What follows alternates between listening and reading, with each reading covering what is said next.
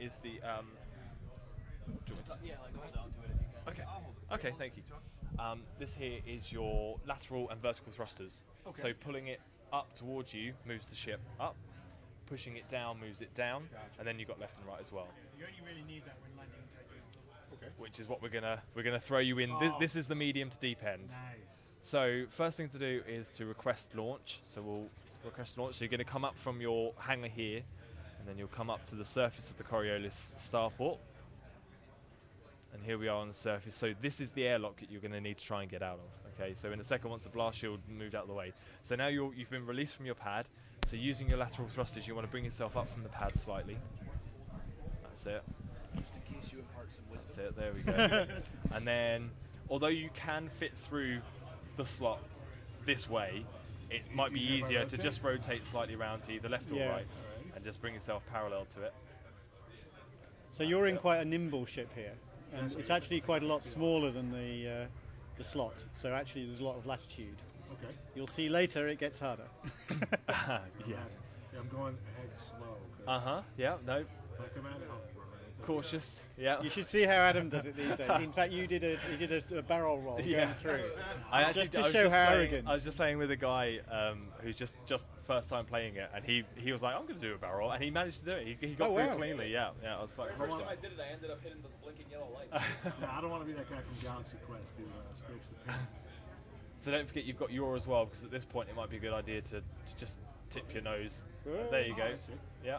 Fantastic, you got through. And as you leave the starport, you'll notice that it's actually starting to rotate around you, because the starport is actually rotating to create some artificial gravity behind. That great big cylinder, the whole thing's rotating so that your ship was landed in 0.1 gravity. If you throttle back slightly, if you throttle back right back to idle, and then just pull back, you'll actually see the starport that you've just come out of. No, you won't, because I made a left turn. There you go, and there it is. So that's what you've just come out of, and you can see that it's constantly rotating. Oh, excellent! I see exactly what you're saying. So it's rotating. In fact, we can see our shadow on the surface there. See there? That's us. Yeah. Nice. So you get an idea just how big it is and how small your ship is compared to the slots, the docking bay.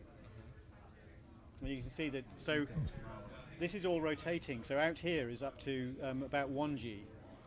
So much like Earth, and we've got these sort of inverted tower blocks where the basement is actually where the penthouse is. You know, you think of that as the crappy space at the bottom, but actually you get the best view in the bottom. Yeah. And so everything is sort of upside down here. The graphics are amazing. You can talk about those. Why is it so pretty? Oh, and I can see you've still got your undercarriage out. Yeah, you can see from the The shadow. I can see your undercarriage. If you just go there, you need to put your undercarriage up before you. So by your pinky here, you've got a switch which turns a different context in. So if you hold it down, now this hat switch here can cycle between the left and right hand panels. So if you go to the right hand side, if you click it to the right, this is your ship kind of functions panel. So you have lots of different things you can do here. If you use this top hat, you can let go of the pinky switch now. If you use the top hat to cycle between the tabs and go over to the functions tab, you can see that you've got a whole bunch of different ship functions. Using the bottom tab again, you can go to the landing gear and just hit the enter button, and that will retract your landing gear and move back up.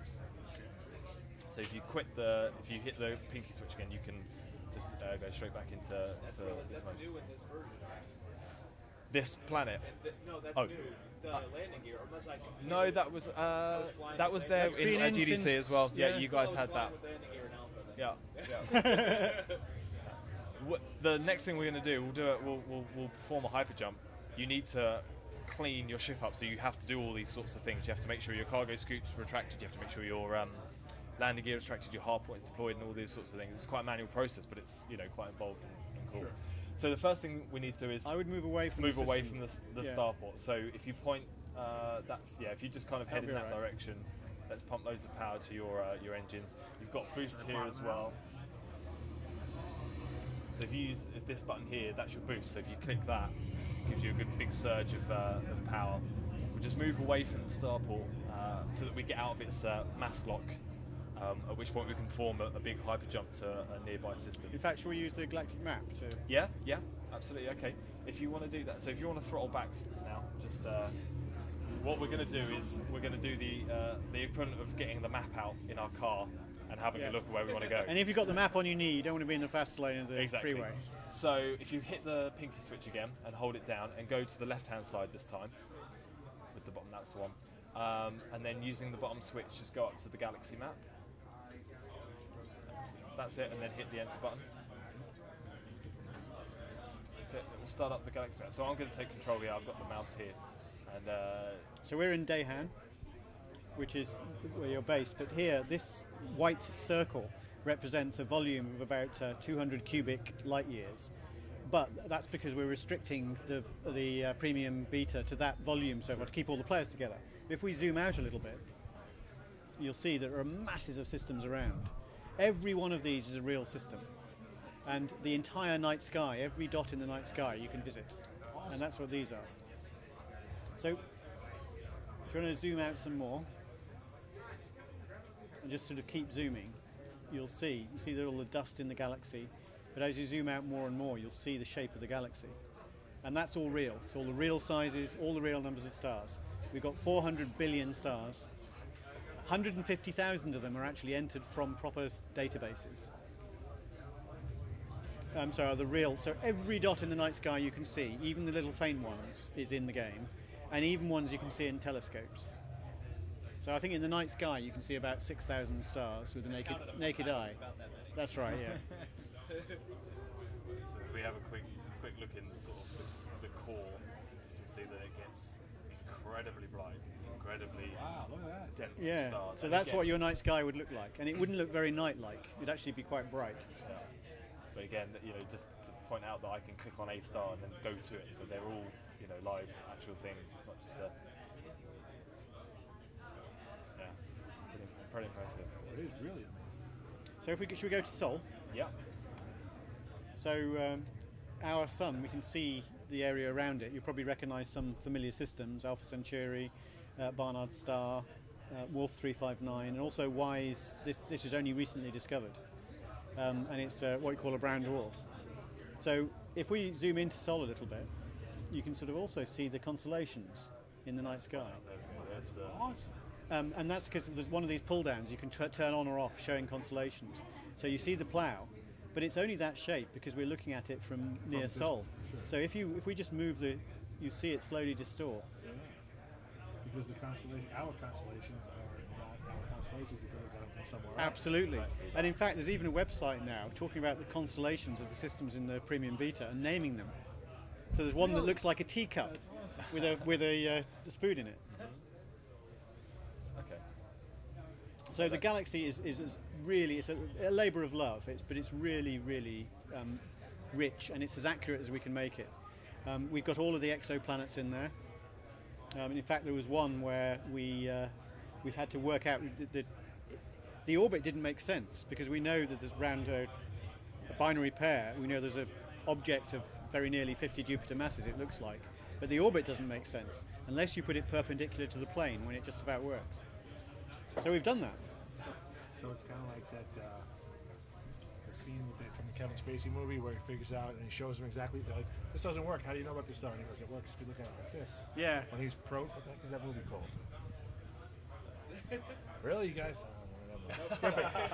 I'm the only one that likes Kevin Spacey. You guys all suck. No, I do.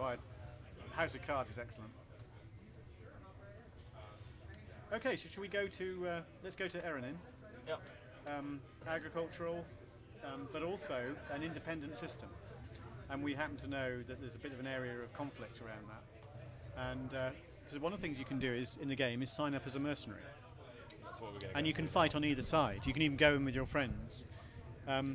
Now, a lot of the game world just gradually evolves. So this is one advantage of this MMO nature of what we're doing. Yep. And then, I can get you back into the combat. So, oh, by the way, we've selected that destination. You can see which star it is in the night sky. So this night sky, these are all real stars that you could visit in the game. Every single one. So let's do the jump. So this is the frame shift drive charging up now. I think you guys obviously saw part of this at GDC, but I don't know if you've seen the full, the new suite now. Yeah. So here we go. Video that's being posted. Actually, day one.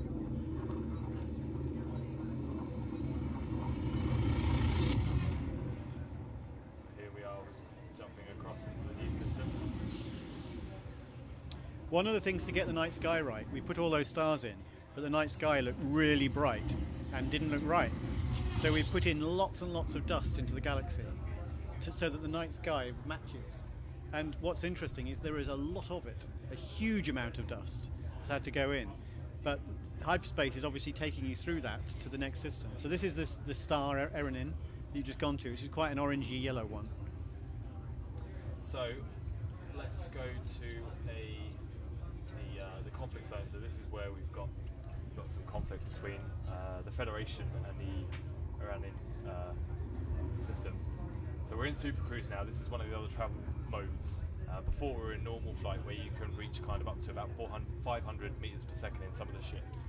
In Super Cruise, you can do more than the speed of light, which makes in-system travel a bit easier and a bit more doable with the distances, because they're all real distances. You know, we don't compress the galaxy down.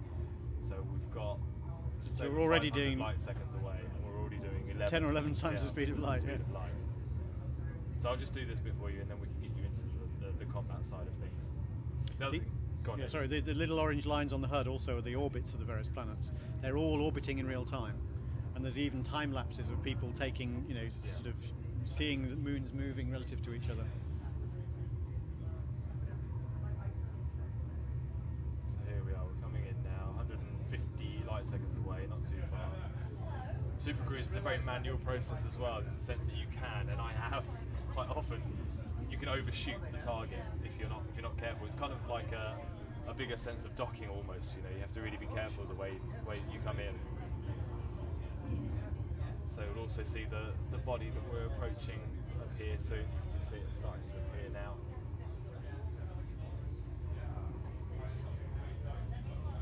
There we go. While we're coming in, actually, let's just sort out our fire groups and put heat-seeking missiles on the second fire button. So we've got two fire buttons, and I've mapped heat-seeking missiles to a second one. It just makes it a bit more easier. So we've also got a distress signal as well coming there. So in the full game, we could go and investigate that and find out what's going on, and you know, if we could take a part in it and maybe earn some credits out of that as well. But for today, we'll carry on our mercenary mission. So we're getting pretty close now, 10,000 kilometers. When we hit 1,000, we can drop out of Super Cruise, and we'll be in the general area ready for some combat. Now, while you're in Super Cruise, is there the chance that if you're a not paying attention pilot, you can drive into something and be the end of you? Yes, at the moment we have a mechanic that will the frameshift drive understands certain parts of the system and will force you out of Super Cruise. It's called an emergency drop to stop you colliding with planets and things like that. Yeah, it's not gonna feel very good. So a couple of more buttons to just explain before we go into the combat. That's, like I was saying, that's your secondary fire, so that's heat-seeking missiles, that's your gimbal pulse lasers, and that button now becomes the locking on of targets. Okay. So before we do that, we've got all these contacts, but they're all orange because they're neutral to us. We haven't chosen the side. So if you use your pinky switch again, and go to the right-hand side panel, and in the functions tab, the top one, that's it, scrolling across, you can now choose your faction. So this is the point where you're saying, right, I will hire myself out to, if you press the enter button, to either the Federation or the Iranin side guys. Who do you So want to help? These Iranans are communists, right? That's right. yeah. Federation. So cancel the thing again, and now you'll see you've got green and red targets. So you need to go after the red targets. Okay. See if we can find some. So the scanner itself is 3D. So you're in the center. That's your ship. The V represents the front view of your ship. So and it also represents the behind you and the sides. So you see that a lot of the contacts will be above you at the moment. So they're in front and above. Now, how is So it- if you pull back, How is it best to approach as far as speed goes? Do I want to win a You want to be in the blue It's- sweet spot because that gives you the most rapid turn rate. Okay. but it's not necessarily the best thing to leave it in that area, because sometimes you might need to get out of a sticky situation pretty Sure, quick. you don't want So to that put guy it- there, if you put your nose down again, he's an enemy. So if you lock onto him, you can now want to start attacking. Oh, except they're attacking you. He's attacking you. My phase laser malfunction. Yeah. My bolt of my Oh, really. Oh dear. Yeah, that happens. So this is where the deep end came into it. The middle, the medium end was Right. the undocking. The deep end was this. I was waiting for a couple of TIE fighters, and I thought the Death Star.